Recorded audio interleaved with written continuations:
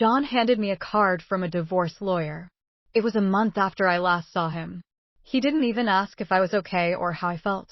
He was divorcing me, and since I didn't work, he would pay $1,000 a month in alimony. John chuckled and said, "Take care," while Emily stood beside him, a smug expression on her face. I casually agreed to the divorce, surprising John, but he and Emily shared a knowing smile. John wasn't a deep thinker, which made my revenge plan easier. After the divorce papers were approved, I decided to put my revenge plan into action against both of them. I'm Sarah Wolf, a 47-year-old illustrator and children's book author who loves drawing. John and Emily are my childhood friends, and John is my husband. Everything started when John asked me out. I was about to go to a different college after high school. I was surprised because I thought he liked Emily, but since I secretly liked John, I couldn't say no to him. After thinking about it and talking to Emily, I said yes to John's proposal. Emily had some behavioral issues since our teenage years, but she was still a dear friend to both John and me. She had a habit of taking other people's boyfriends and then breaking up with them once they got too obsessed with her, causing problems repeatedly. Her parents were worried, so John and I spent time with her to look out for her. John and I got married at the age of 25, 4 years later. Emily introduced her fiancé, George, to our lives. He worked for a top-tier company. "Nice to meet you, Sarah and John," he said. "I've heard so much about you. Looking forward to our future together." George was very polite, and we all became friends immediately. We would hang out during holidays and vacations, going on trips or long train rides to enjoy some drinks. However, things started going wrong after Emily became pregnant 2 years into her marriage. John and I had many siblings, so we weren't worried about having kids. We decided not to have children. We liked kids, but we didn't want the responsibility. Plus, we enjoyed our freedom to travel and have drinks. We thought families with children were heartwarming, but it was never more or less than that. When Emily told us about her pregnancy, John's behavior changed. He quit smoking because Emily didn't like the smell and even offered to take her to doctor's appointments, using his vacation days. I warned him, "George might feel bad if you're always with Emily." But John argued, "You have work. She's our childhood friend, and she needs help. You're heartless." "I've been buying things and helping as much as I can," I said, "but going with her to the doctor is too much." John frowned and glared at me. "Why? Just because Emily wants it? She's anxious about the checkup, and I can't let her go alone if she's anxious. That's more reason for George to go with her, right?" I replied, "If you go every time, it's like you're the baby's father." Feeling jealous, John said, "You're not going to get pregnant anyway, so what's the problem?" He didn't take my worry seriously and instead got angry, saying I was being annoying. We rarely fought during our marriage, but things changed when Emily got pregnant. Our arguments increased and didn't stop even after Emily gave birth. John started spending even more time with Emily and their child, Emma. But when Emma turned 6, something happened. It was about the people attending Emma's graduation ceremony. The day before the graduation, John suddenly started going through the closet. "John, what are you doing? You have a meeting tomorrow." John's workplace had a casual dress code, but there was a rule to wear a suit during client meetings, so he always kept a few suits ready. But they were all thrown onto the bed now. Just trying to decide what to wear for the graduation ceremony." "What? You're seriously thinking of attending the graduation?" "Yeah. George can't make it." Emily asked me. "Wait, that's absurd." "No matter how you look at it," I said, unintentionally raising my voice in denial. Immediately, John's face turned sour. I knew he sometimes picked up Emma from kindergarten, and I had done it too. It didn't make sense for a childhood friend, who wasn't even Emma's biological parent, to go to a graduation ceremony. "What? You still doubt me and Emily? I'm disappointed that you can't even help out.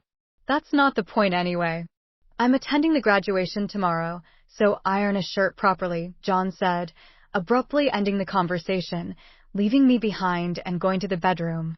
I had no choice but to call Emily. "Hello, Emily. About tomorrow." Sorry about tomorrow.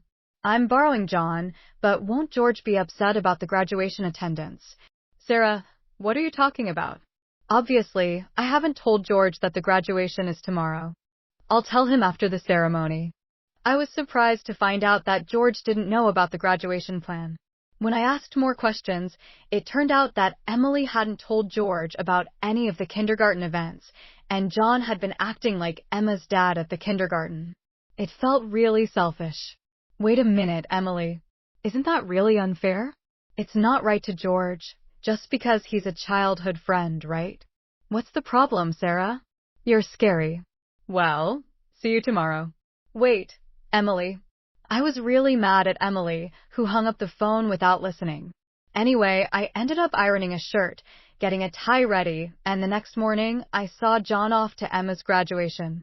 After that, John and Emily started going out more, from once a month to once a week, and then 3 times a week. Eventually, even George started to get suspicious. One day, while John and Emily were out, he came to our house alone. I'm sorry for coming so late. There's something bothering me. Is it about them? Yes. I want you to look at this. George showed me the GPS history he had put in Emily's car. It showed that she was staying at a hotel 3 times a week, every time she was out with John. Just by looking at George's face, I understood what that meant. What do you want to do, George? I want to get back at those two. Me too. I can't forgive them for betraying us after all this time. We secretly planned our revenge. First, I worked on making more money because I had been saving by doing housework, taking care of Emma, and my income had gone down a lot. George started working from home, and when Emily and John went out, he brought Emma to my house, and we took care of her together. Emily and John didn't know we were aware of their relationship, so we gathered solid proof. Once we had enough evidence and were ready for revenge, we found out a surprising truth about Emma. George and I struggled with the decision, but we agreed not to hurt Emma. So we decided to wait until she was an adult to get our revenge, even though enduring it for 10 years was tough. Then I got seriously ill. I needed long-term hospital care, and at best, I wouldn't be discharged for at least 2 years. Even though I could work from the hospital, I would have to reduce my workload. After telling George, I talked to John about it, but his reaction was the same as when we had small talk. I'll visit you once in a while, he said. I felt like John didn't care about me anymore since he didn't ask about my condition or the name of the disease. In reality, he only visited once a month or every 2 months. After Emma's 15th birthday, she started acting differently. Even though she used to visit me almost every day right after I got hospitalized, she became distant after her 15th birthday. But George and I couldn't figure out why. When we asked Emma, she just said, "Don't worry about it."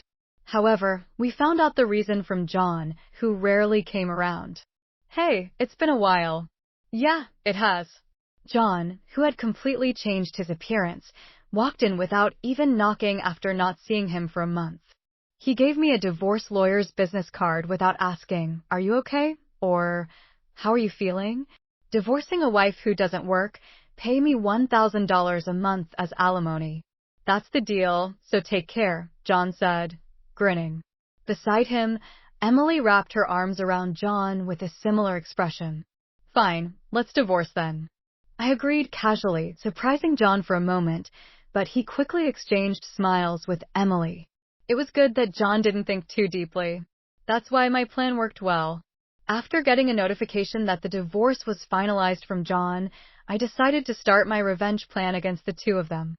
I would make them cry as a celebration of my recovery. I quickly took action. First, I asked George to move hospitals. Then I told my lawyer to mediate between the two parties from now on. George also started acting at the same time. He moved near my new hospital with Emma, and he started to visit me often. Emma still looked sad, but I was happy that she came to see me every day. Most of my stuff was already in the hospital room, so I told John to get rid of the rest. I didn't want to bring anything they might have touched into my new life. After the hospital transfer and George and Emma moving, John called me. I had only left my seat for a few minutes, but my phone showed 30 missed calls. I answered the phone, feeling annoyed. What? Hey, what's going on? I could hear a troubled real estate agent behind John's panicked voice. I also heard Emily yelling, which made me feel sick. What do you mean? What's going on? It's obviously about the house. Why? We have to move out. John shouted at me as if it wasn't his fault. I replied coolly, obviously, because that's my house, huh? John seemed to have forgotten, but the truth was the house we lived in was a room I rented as a workspace when I started freelancing. At that time, I didn't have enough money to keep two houses, and John didn't have enough to live alone, so he moved in with me. So John never paid rent or utility bills for that room. Although I got some money from him for living expenses, it wasn't enough to keep the place. Unfortunately, that room was already canceled. It was far from the hospital I transferred to, so I canceled it the day after submitting the divorce papers. I didn't tell him because the real estate agent, who knew the situation, said they would contact him. George and Emma suddenly disappeared, and our house was sold. What should we do about our new house? I don't know. Maybe stay in a business hotel for now. As I turned on the speaker and started working, John yelled in frustration, "Don't mess with me." However, he seemed to remember something and started speaking more calmly. Well, whatever. When will you transfer the money? We're running low on cash. What are you talking about, huh? Don't play around. I told you to pay $11,000, didn't I? Oh, I don't recall agreeing to that. My casual response made John scream on the other end of the phone. It turned out he thought he could get money from me and had been spending it recklessly. Even if he had $1,000 left, how did he plan to get by for the rest of the month? Hey, don't just stay silent. Say something. There's really nothing to talk about. My comeback left John momentarily stunned, but he soon started yelling again. Growing more annoyed, I spoke to John in a cheerful tone. Anyway, we're basically strangers now, so please don't contact me anymore. You'll hear from my lawyer. Huh? Lawyer? Hey, wait a minute. I hung up without listening to John's response. He tried calling back several times, but I ignored it, and eventually the call stopped. However angry that I didn't answer, John started ignoring calls from my lawyer. He certainly had a childish side, but I never imagined he'd be the kind of person who didn't mind causing trouble for others. I sighed deeply because of John's selfishness. A few months later, after a short break from the hospital, I went to John's parents' house. In front of me were John and Emily, both looking small and scared. Telling my parents is not fair. Oh, I just told them that we got divorced. John glared at me when I said that, but he backed off under his father's stern look. I had a good relationship with my in-laws, even visiting and eating with them when John wasn't around. Even though they liked me, I thought it was wrong not to share the details of our divorce, so I went to see them. Is it true that you're marrying Emily? Yes, it's true. Emily, Emma, and I are going to start over as a family. What are you talking about? Your only family is Sarah. She's not my family anymore. John's words made his father frown, like saying, "Give me a break." John shook his head a few times, then gave me a paper. It was a bill from a luxury hotel nearby. What's this? It's the bill from the hotel we stayed at. John, acting like it was obvious, pointed at the bill on the table. Then he suddenly collapsed. Oh, what the heck, Mom? I didn't raise you to be like this. My mother-in-law, gasping for breath, was met with a look of disbelief from John next to him. Emily wore the same expression. Why are you so angry? It's just that the family is changing because I'm getting married, plus you'll have a grandchild, a blood relative at that. Aren't you happy? My mother-in-law, looking as if she couldn't believe what she was seeing, glanced at Emily. Then she looked at me. Both my in-laws understood that I didn't want children and still treated me like their own daughter. They treated Emily, my childhood friend, in a similar way, but there was always a boundary between a daughter-in-law and a friend. I remembered Emily often complaining about that, so I was sure my mother-in-law wouldn't be happy about this situation. And Emily should have known it too. Do you spoil Emma right? It'll be your grandchild, so you'll be happy, right? It's because she's a child I've known since she was little. Oh, but half of her blood is from John, right? Even after all this, Emily, showing no sign of remorse and acting like she couldn't understand the problem, gave me goosebumps. At that moment, someone who had been silent until now spoke up. Enough already. It's disgusting, huh? Emma, who had been playing with her smartphone in the corner of the room, spoke to Emily without looking up. The room fell into stunned silence. My dad is the only one I consider my father, whether we're related by blood or not. He's the only one. But, John has always been the one to attend your school events. I heard everything from Dad. How you were always informed of the event dates after they were over. How eventually even the events themselves were kept from him.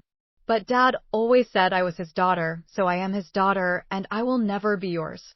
Emma stared at Emily as she said this. Then, sitting beside me, she switched to a more concerned tone. When I found out about this, I thought you would hate me, but Dad said that wasn't the case, so I came here today. Emma, I love you so much. You were so kind to visit me every day while I was in the hospital. I was really happy, Sarah. Emma, maybe feeling relieved, teared up and hugged me tightly. Even though she might be a child from John and Emily's affair, I've taken care of her for 15 years. There's no way I don't have affection for her. Speaking of which, Emily, didn't you wonder why I wasn't surprised when I found out Emma is John's daughter? Emily looked startled. Before she could speak, a new person entered the room. We knew from the start, 10 years ago, actually. George. Emily started to panic when George suddenly appeared. Understandably so, as she had recently demanded a divorce on her own, citing irreconcilable differences. I was shocked when you mentioned divorce. Oh, and unfortunately, you're not divorced yet. The divorce papers are still here. Didn't you notice? I realized it wasn't in Emily and John's nature to confirm things, but I couldn't help but be stunned that Emily, despite the 100-day waiting period for women to remarry, hadn't noticed for months. So Emily is still my wife, and Emma is still my daughter. Well, there won't be a wife, though. Wait, what do you mean? A 15-year-old can choose their parent. That's not true. Emma wants to be with Mom, right? Emily said that and looked at Emma. Emma frowned at Emily and held my hand. Emily was speechless and glared at me. Then John suddenly burst into laughter. So that's what it is. You two are together, huh? But too bad, isn't it? Impossible to live on George's salary alone. Can you stop making weird assumptions? Also, it seems George earns double the amount you think. Emily knows about that, huh? It's probably a bluff. Besides, it's impossible for you to work while dealing with your illness. You'll just die miserably somewhere. This time, I laughed at John's big misunderstanding. John, seeing me suddenly start laughing, was getting frustrated. You didn't know about my income, did you, huh? It's probably just a bit more than a part-time job. No, it's different. My annual income is $500,000. John's eyes and mouth were wide open in shock. Emily was also stunned. In fact, over the past 10 years, I had become a popular children's book author, and my income had skyrocketed from essays, interviews, and all like that. Moreover, a film adaptation is planned soon, so my income is skyrocketing. Liar. Oh, do you want to see this? I said that and showed Emily my bank account screen. It clearly showed a large amount of money being deposited every month. Emily was at a loss for words when she saw it. Sarah, let's all make up, huh? What are you saying? Emily was furious at John's words, blinded by the money. I watched them blankly and then opened my mouth. Well, if you want to get married, feel free. Oh, and I'll definitely take the compensation for damages. Sarah, wait. Ignoring John's words, I took Emma's hand and, after saying goodbye to my in-laws, I left their house. John originally worked at my father-in-law's company, but it was revealed that he was lying about going out for sales, and he was fired. My father-in-law planned to forcibly put him on a friend's fishing boat and work him to the bone.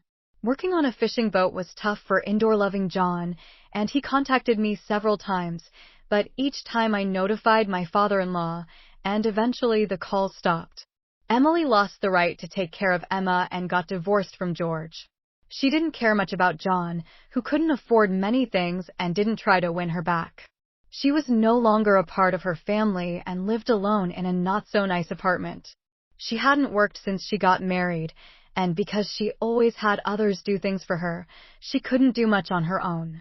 It was tough for her to find a full-time job, so she worked several part-time jobs to pay for her living and child support, just managing to get by. After starting high school, Emma worked really hard every day to study abroad and attend a prestigious university overseas.